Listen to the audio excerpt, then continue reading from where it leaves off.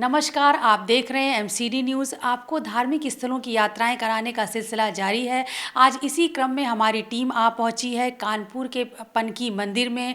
Central station से करीब 20 kilometre की दूरी पर स्थित ये पनकी का हनुमान जी मंदिर बेहद प्राचीन है और मान्यता ऐसी है कि ये वही स्थल है, ये वही जगह है जहाँ पर कभी माँ सीता ने भगवान हनुमान को भोजन कराया था। कहते हैं कि इसी स्थल पर भगवान हनुमान ने कुछ समय के लिए विश्राम किया था। आज यहाँ पर ये मंदिर स्थित है।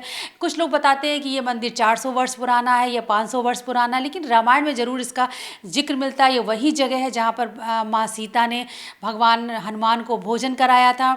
मान्यता यही है कि मंगलवार के दिन और शनिवार के दिन जो भक्त यहाँ पर दर्शन करते हैं, भगवान हनुमान से जो भी अपनी मुराद मांगते हैं, जो मन्नत मांगते हैं, वो जरूर पूरी होती है।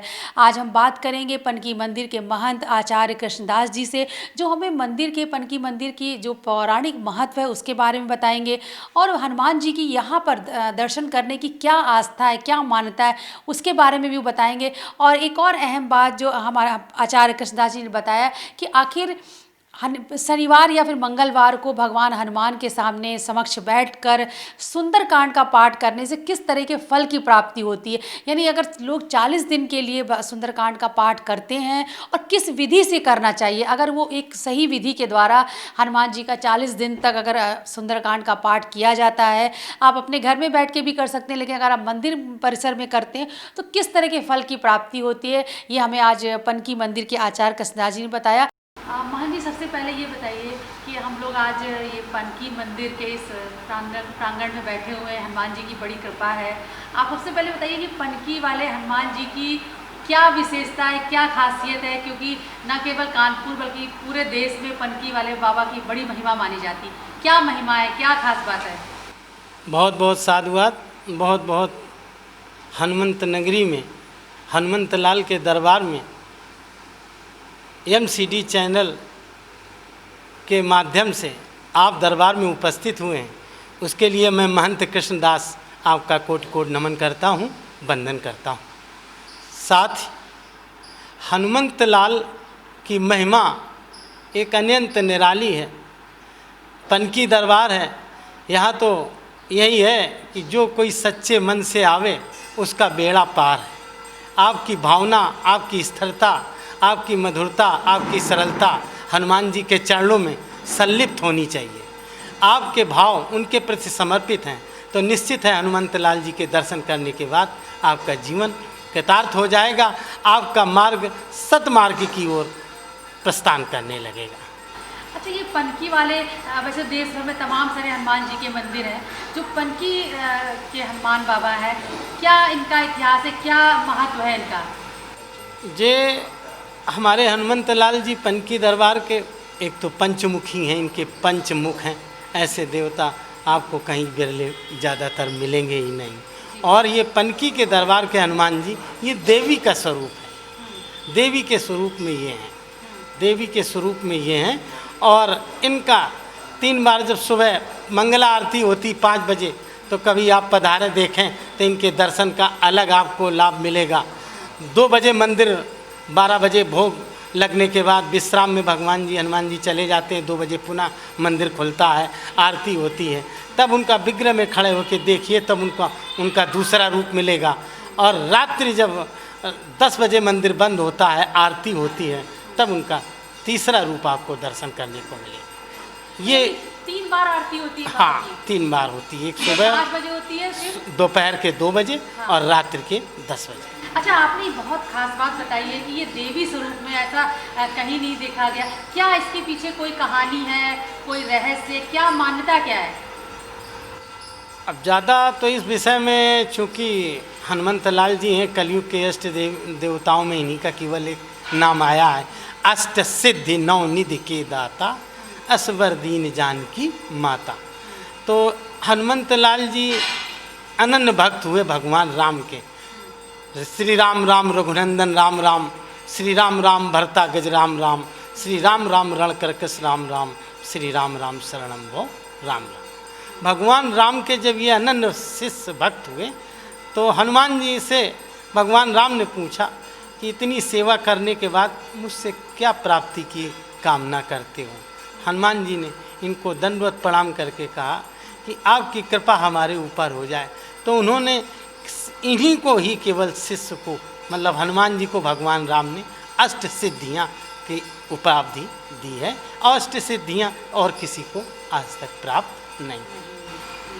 तो जो हनुमान जी हैं वो कहा जाता है कि वाकई राम का कोई, कहते हैं अगर राम तक अर्जी पहुंचानी है तो आपको हनुमान जी के द्वार आना पड़ेगा। यानी सबसे जो सच्चे भक्त हैं, सबसे प्रिय भक्त हैं वो हनुमान जी हैं। तो ये आपने से ये बताया कि अगर कुछ है कहानी पनकी में कैसे पहुंचे भगवान, ये बिठूर का पनकी का अब ये तो बहुत पुरानी बात है, मतलब हमारे पैदा होने के पहले की बात है। जैसा हमारे पूज्य गुरुदेव ब्रह्मलीन श्री 1008 बाबा रमाकांत दास महाराज जी बताया करते थे कि ये देवता हैं, इनके विषय में ज़्यादा कुछ खोज करना, ज़्यादा कुछ कहना, ये सूर्य को रोशनी दिखाने के समान होगा।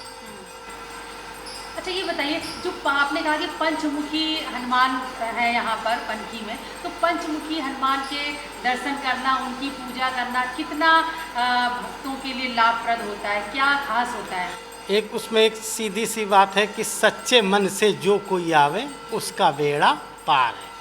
आप निरंतर हनुमान जी के दर्शन सुबह आके पंचमुखी दरबार में करें और आपकी भावना उनके प्रति समर्पित है तो कौन सो काज कठिन जग माही, जो नहीं हो तात तुम पाए।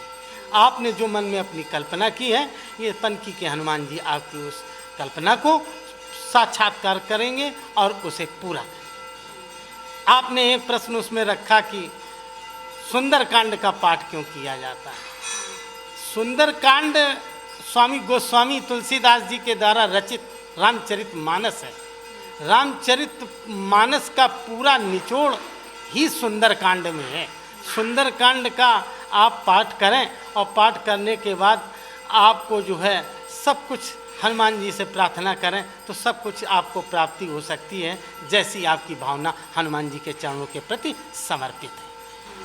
अच्छा, सुंदरकांड का पाठ बहुत महत्वपूर्ण है। लोग कहते हैं अगर सुंदरकांड का पाठ खास तौर पर 40 दिन लगातार किया जाए तो आपकी, मतलब वो अटल है कि आपकी मनोकामना जरूर बिल्कुल होगी। बिल्कुल। तो आप बताइए, जो 40 दिन सुंदरकांड का पाठ है, ये मतलब 40 दिन का क्यों है, या रोजाना करना चाहिए? 40 दिन कैसे, मतलब हर मंगल 40? देखिए, हनुमान जी इतने सरल देवता हैं, इतने सरल देवता हैं कि आप एक हफ्ता लगातार यहाँ में पनकी दरबार और दर्शन करें, और दर्शन करने के बाद आपकी, मैंने जो पहले आपसे पूर्व में कहा कि आपके भाव, आपकी भावना, आपके विचार सब समर्पित होना चाहिए। तो जैसे ही आप एक हफ्ता लगातार दर्शन करने आएंगी, हनुमान जी आपको वैसे ही कुछ न कुछ फल दे देंगे। आपको ये आभास हो जाएगा कि हमको दर्शन करने आए थे हनुमान जी के और मुझे ये प्राप्त। रामचरितमानस की एक रचना को यदि आप अध्ययन करें और अध्ययन करने के बाद उसको आप अपने जीवन में मात्र उतारने का काम करें तो सब कुछ आपको प्राप्ति हो जाएगी। आपके भाव केवल समर्पित भाव होना चाहिए। अच्छा, सुंदरकांड जो पूरा है उसमें तो कोई खास चौपाई या कोई छंद है जो आपको लगता है हनुमान जी को बहुत प्रिय है और भक्तों को सुनानी चाहिए? हनुमान जी को तो सभी से कुछ प्रिय है, जो भी आप कहें, जो आप सोच लें, जो विचार, एक एक चौपाई जो अर्धाली सुंदरकांड में दी गई है पूरी रामचरितमानस से संकलन से निकाल के ही सुंदरकांड की स्थापना की है। नहीं, जैसे कहते हैं अगर संकट हो तो मंगल भवन अमंगल हारी करिए। अगर आप किसी काम के लिए निकले हैं तो प्रवस्य नगर कीजय सब काजा हृदय राग को, तो ये प्रवस्य नगर कीजय सब काजा हृदय राग कौशलपुर राजा, ये भी माननीय गोस्वामी तुलसीदास जी के ग्रंथ से ही निकाली गई है। इसी तरीके से सुंदरकांड में जितनी भी चौपाइयाँ हैं पूरी रामचरितमानस से ही हैं, मानस के बाहर की कोई चौपाई उसमें नहीं है। अच्छा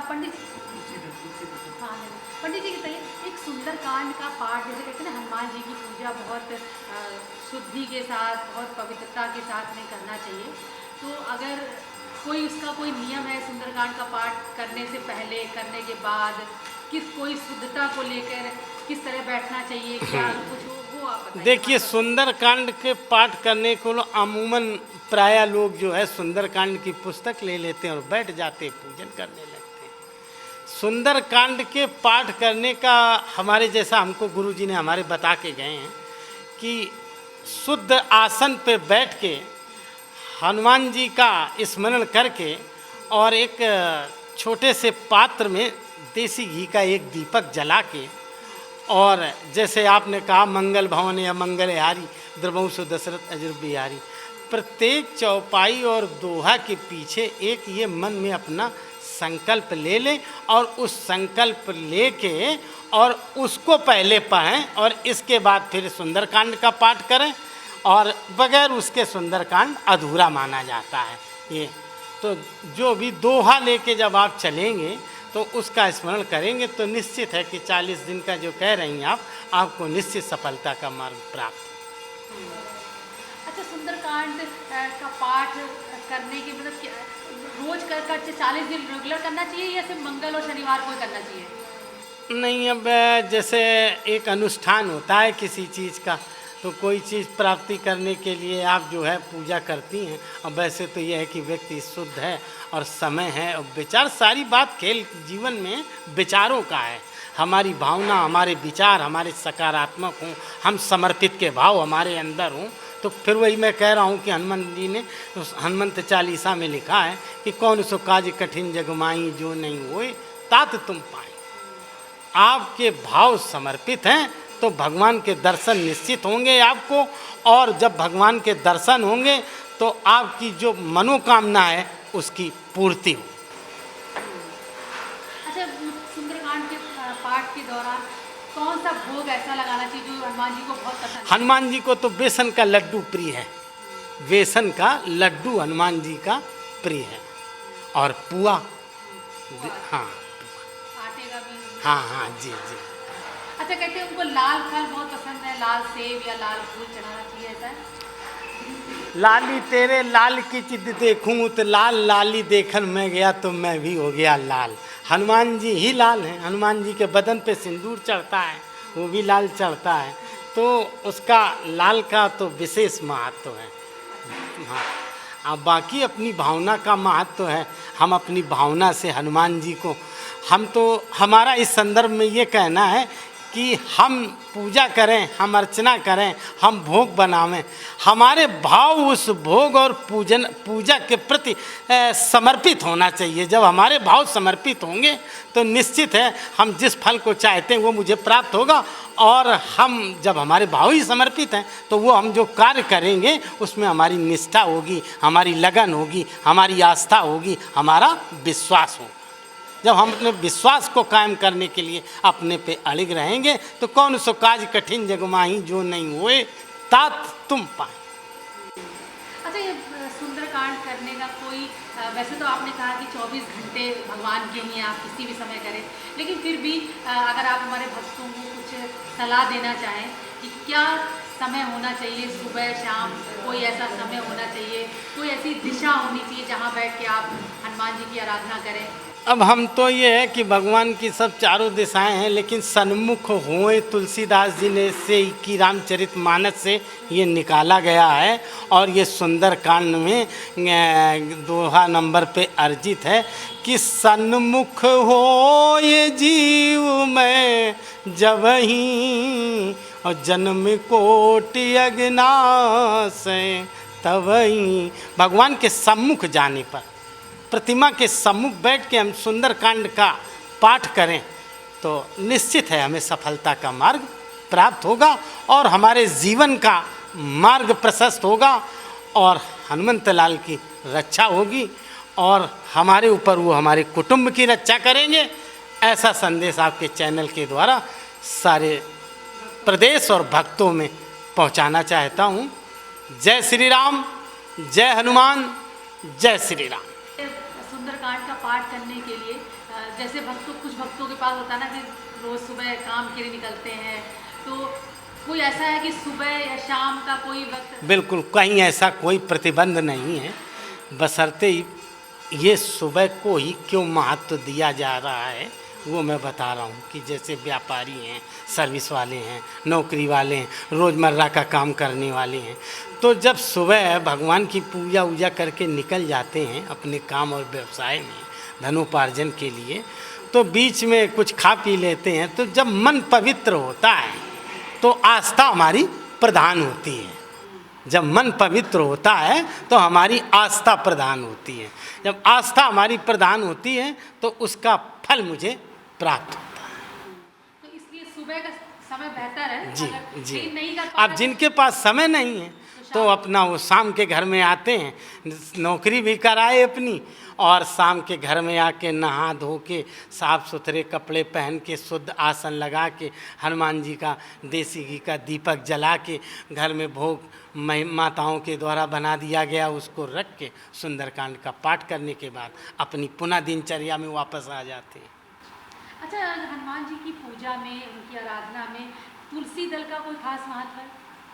हाँ, तुलसी दल तो महत्वपूर्ण है।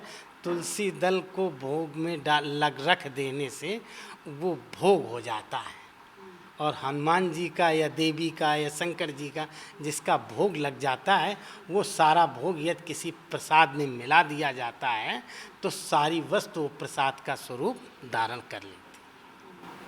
अच्छा पंडित जी, बहुत सारे लोग जो हैं वो हमारे यहाँ तो मानता है ही है कि लोग कुंडली दिखाते हैं, तो कहते हैं कि अगर आपका मंगल भारी है, शनि भारी है, तो हनुमान जी के दरबार में जाइए। इसके बारे में कुछ आप हमारे भक्तों को बताइए।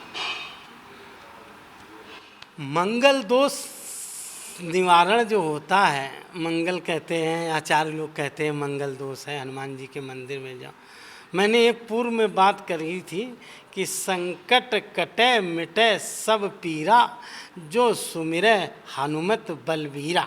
हनुमान जी के स्मरण करने मात्र से ही हमारे सारे संकटों का हरण हो जाता है।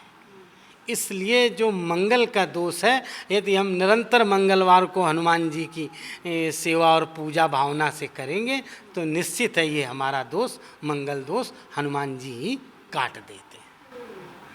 तो जो जिनको पंडित जी मंगल दोष है तो वो सिर्फ आए बाबा के दरबार में अपनी हाजिरी दें, प्रेजेंट रहें, भोग लगाएं, या कोई उनके लिए कुछ और पूजा आप बताते हैं, क्या करना चाहिए? अब वो तो ज्योतिष शास्त्र के लोग हैं, वो कुछ भी उसमें बता देते हैं कि ये पाठ करो, ये पाठ करो, लेकिन हनुमंत लाल जी के दर्शन करें। हम तो एक ही चीज़ को, जिस दरबार में हैं हनुमान जी की सेवा करते हैं, तो हम तो ये कहते हैं बस केवल जो सतबार पाठ कर सोई, छूटई बंद महा सुख होई।